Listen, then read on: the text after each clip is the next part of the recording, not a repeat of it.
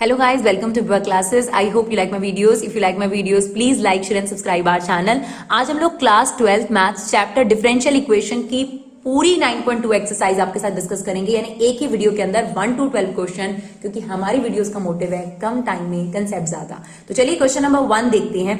देखिए, आपने जो एक्सरसाइज 1 थी 9.1, उसमें आपने ये देखा कि अगर कोई डिफरेंशियल इक्वेशन है तो उसका ऑर्डर और डिग्री कैसे पता कराया जाता है। 9.2 में क्या है, आपको फंक्शन दिया हुआ है और उसकी डिफरेंशियल इक्वेशन दे रखी है।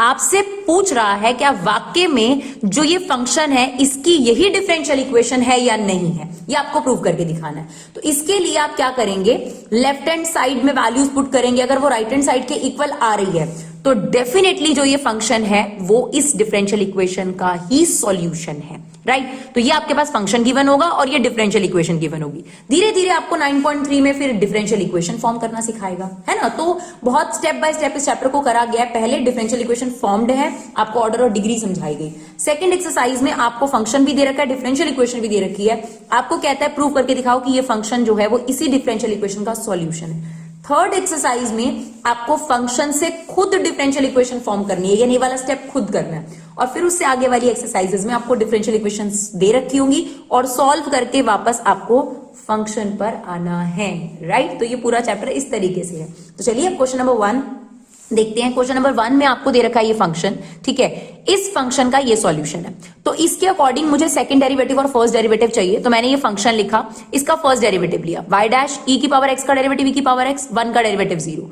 इसी चीज का दोबारा derivative that is y double dash. देखिए, इसे आप dy बाई dx भी लिख सकते हैं और ये हमारे पास हो गया d square y dx square. तो e की पावर x का दोबारा डेरिवेटिव लोगे तो e की पावर x, राइट। अब आपने क्या करना है, जो ये फंक्शन है इसकी लेफ्ट हैंड साइड पिक करी हमने, y double dash minus y dash.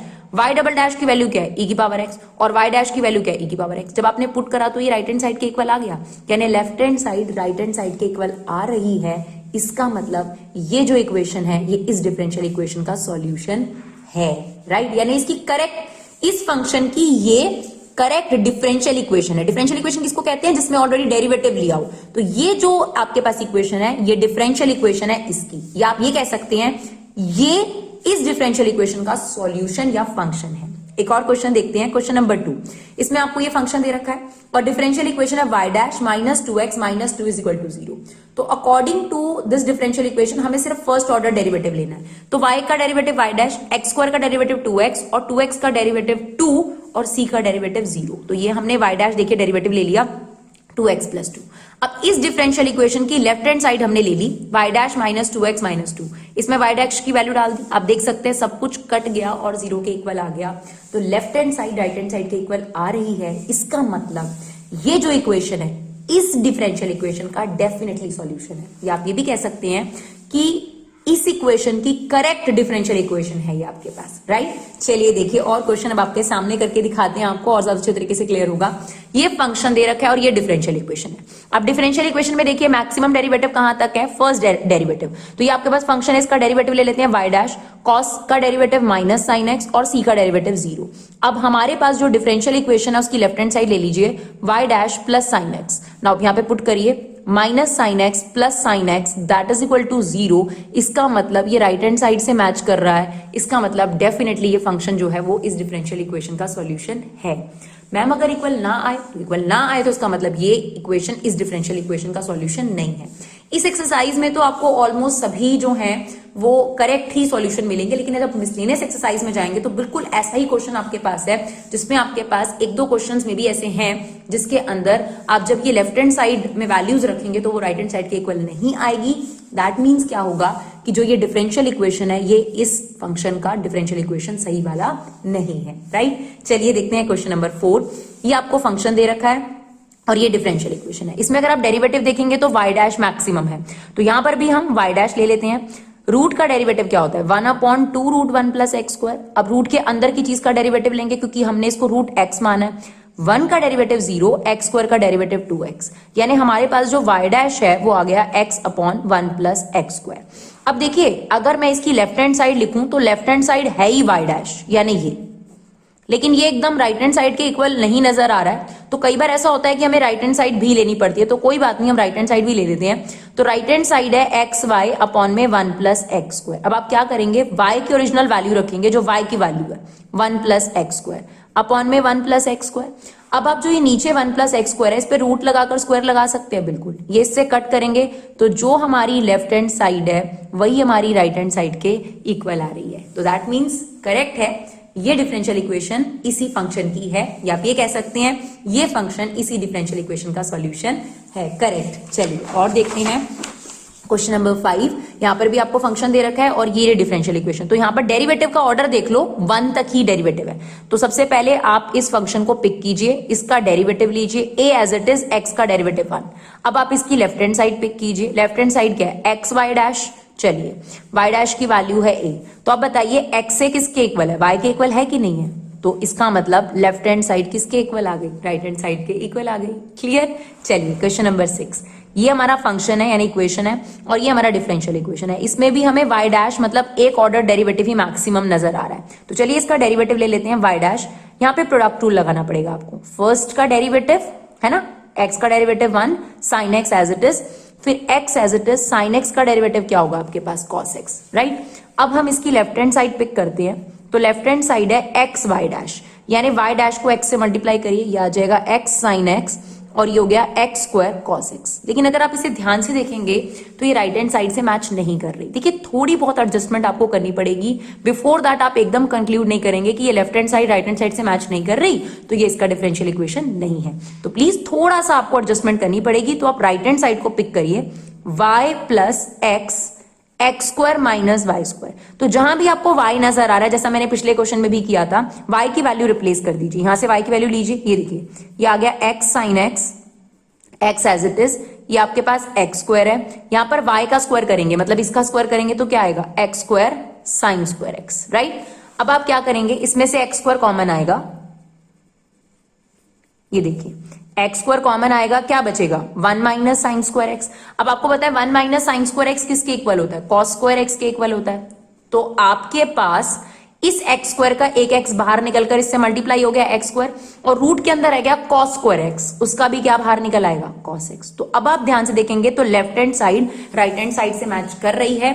तो बिफोर दैट सिचुएशन ये कंक्लूड करना कि इसका डिफरेंशियल इक्वेशन नहीं है, वो गलत होता, राइट। तो थोड़ा सा आपको कई बार राइट हैंड साइड भी लेनी पड़ेगी। चलिए देखते हैं नेक्स्ट क्वेश्चन, क्वेश्चन नंबर 7।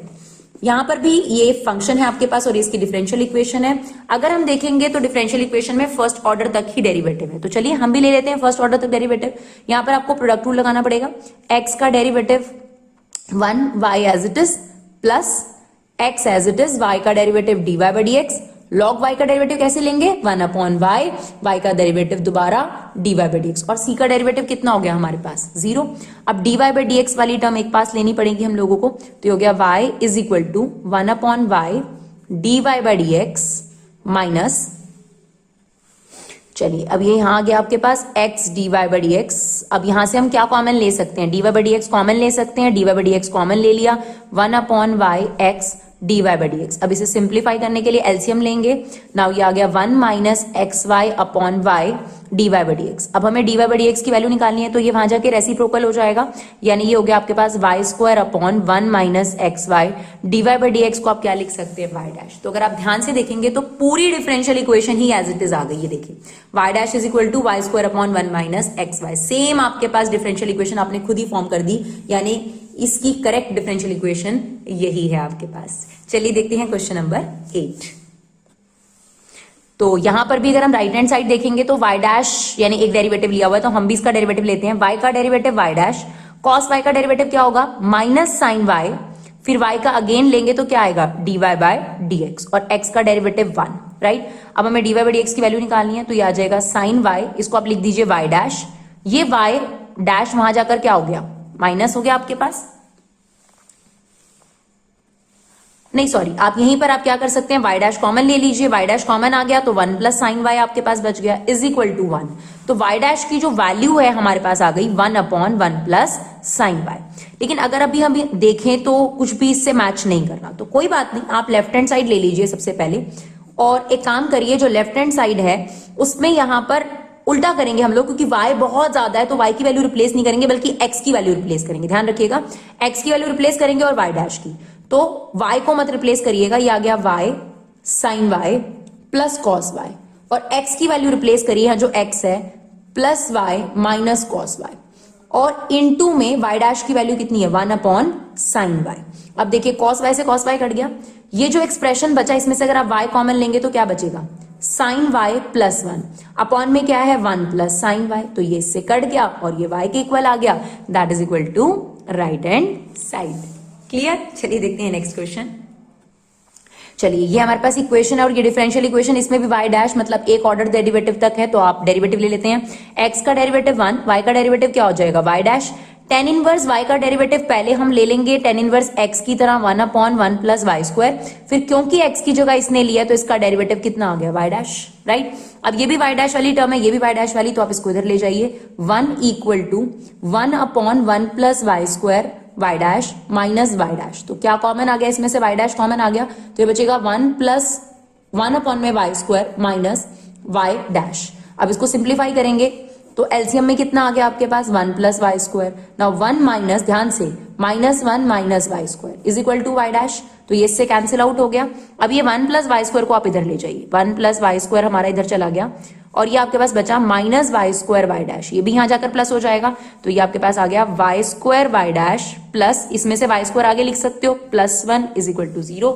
आप देखोगे पूरी की पूरी एग्जैक्ट डिफरेंशियल इक्वेशन आपके पास डिराइव हो गई, राइट। चलिए देखते हैं क्वेश्चन नंबर 11।